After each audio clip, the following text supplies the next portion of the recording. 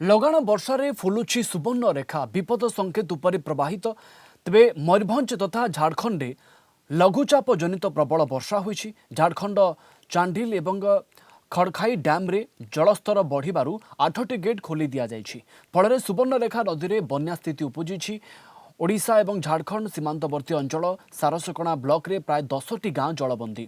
बहु लोकंग घर भितरे पानी पसी व्यापक क्षयक्षति होइछि। केउटी आंबुलांस आउ केउटी पानी भितरे बस फसी रहिछि। चलित वर्षर यह होइछि सुवर्णरेखा रे द्वितीय बन्या। सारसकणा वीडियो एडीएम जिला स्वास्थ्य विभाग कर्मचारी प्रभावित अंचल बुली देखिछन्ति। सारसकणा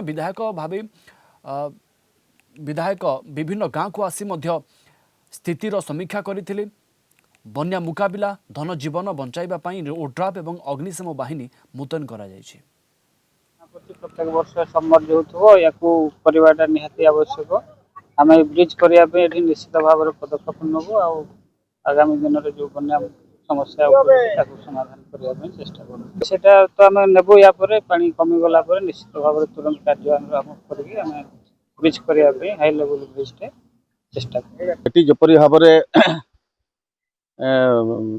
बन्या पानी माड़ी आसी स्कूल व्यवस्था प्रिकसन नियाई। जिला प्रशासन संपूर्ण भाव में सजग अच्छा आम शुणा पाचु पूरे चांडिल डैम रे 8टी गेट खोला है।